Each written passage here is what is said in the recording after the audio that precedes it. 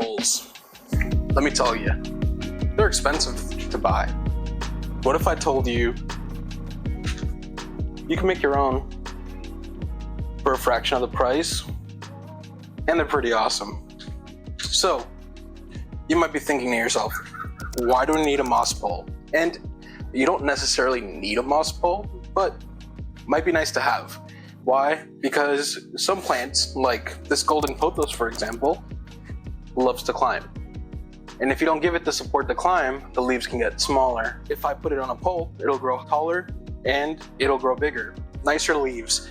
So if you're wanting bigger, nicer leaves and a way to propagate easy, then a moss pole would be a good option for you.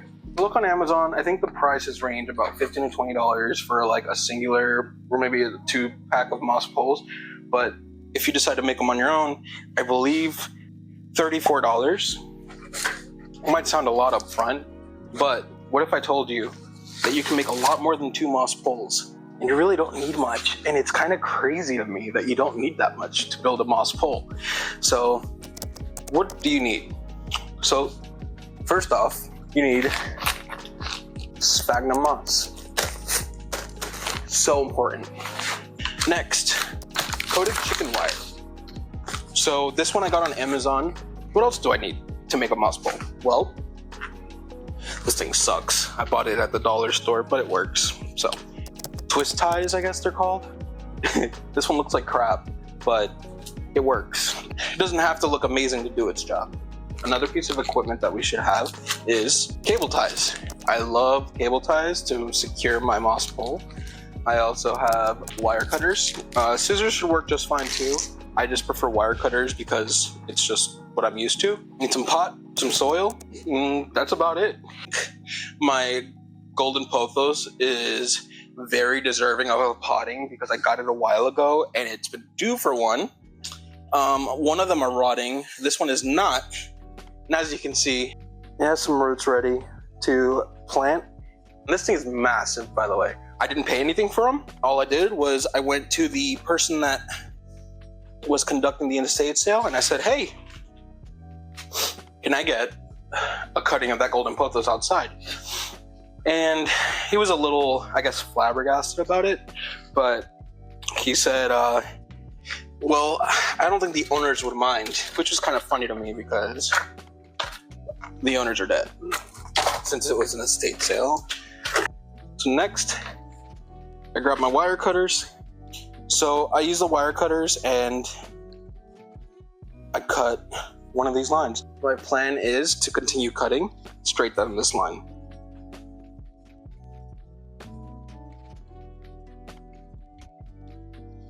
So if we were to fold this in half, it would be a little too big still. I like to have it to where it is enough for the plant to be able to set its roots, but enough for me to be able to do it on a second pole also. I would like to not waste my wire mesh. I would make sure that your wire mesh is coated because if it is not coated, you run the risk of rust and that would be no bueno. Cutting it about here would look good. So we're gonna put it here. So I'm gonna go ahead and mark with this clipper here, just so I don't forget, because I have the memory of a goldfish. Next is sphagnum moss. So this is where it gets a little messy. I would highly advise a tarp or something underneath because it can get very messy. Sphagnum moss and your zip ties and your wire cutters. Let me change my song because the song sucks. Listen to some K-Dot. Think of it like you're rolling a joint. If you do that,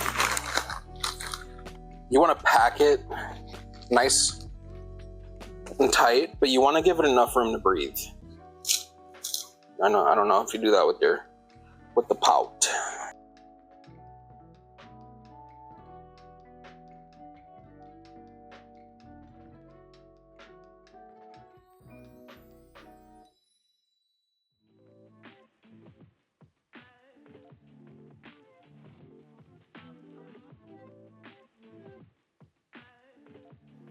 Sorry about that, guys. It looks like my mic cut off while I was recording. So in this clip, I am zip tying the moss pole. I would suggest here that you zip tie every couple squares away. I'd like to make it to where it's secured and also you're able to tie your moss pole and not spend too many zip ties, but then again, you're not spending that much on zip ties. So I would do it just until you hit the top and get it ready for the next step.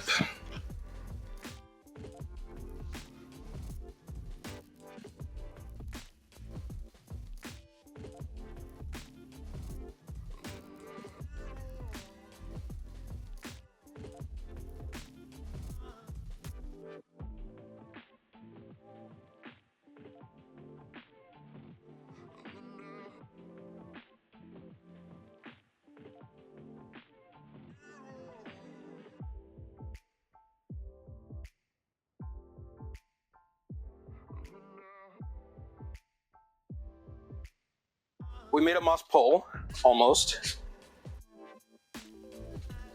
As you can see, it doesn't look the best yet. So we're gonna go ahead and cut the excess zip tie. Hey guys, so unfortunately my mic cut out while I was working on this video, so I'm gonna explain it to you instead.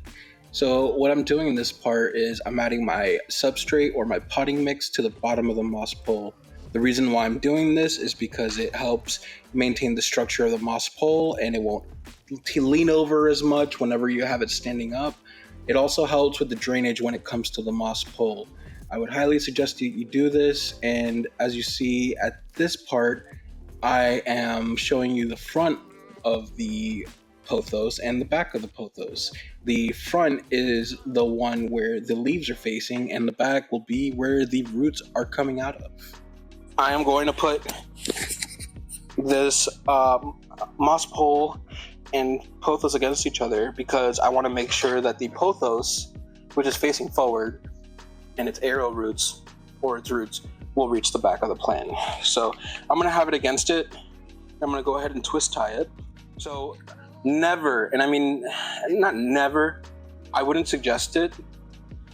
So as you see here, this is the internode, I believe, and this is the petiole and the stem. So you want to make sure that you don't put the twist ties or anything on the petioles because the petioles like to lean up and down based on if they want sunlight or not.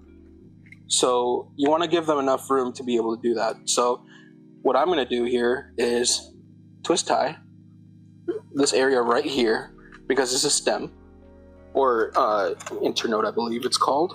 I'm just going to do this now, knock it out of the way. Now we've attached it. Bam, look at that. Nice and easy to attach. All right, now I'm gonna go ahead and, all right, so there's soil, there's more perlite, a little bit of peat moss, and make sure to put some behind the moss pole to kind of like help it stay in place. So next on the list is watering the moss pole and the pot. So I'm gonna go ahead and grab some water. Water bottles. So as you see, this has a hole in it. So I poked holes. I used a drill and just kind of poked holes. Damn. So first on the list is I'm gonna water the pot to get everything settled in.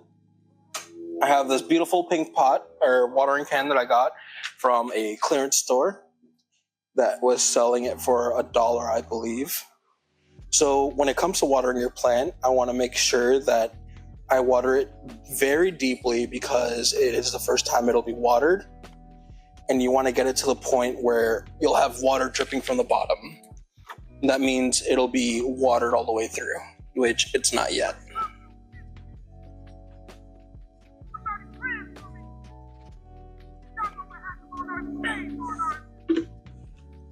Now it's leaking. So that's how we know we've watered it all the way through.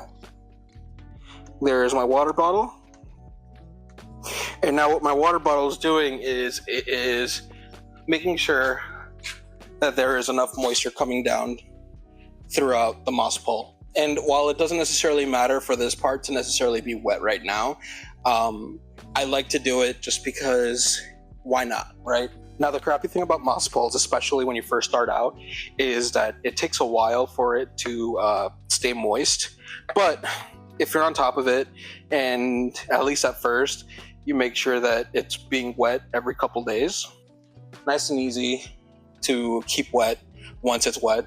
And how do you know if your moss pole is actually getting wet from this? So whenever your water bottle is on top of the moss pole, you want to make sure that there's bubbles coming out. So as you can see, every once in a while, you'll see bubbles pop up, which means that water is coming down. The bottle is doing its job. It is watering the moss pole.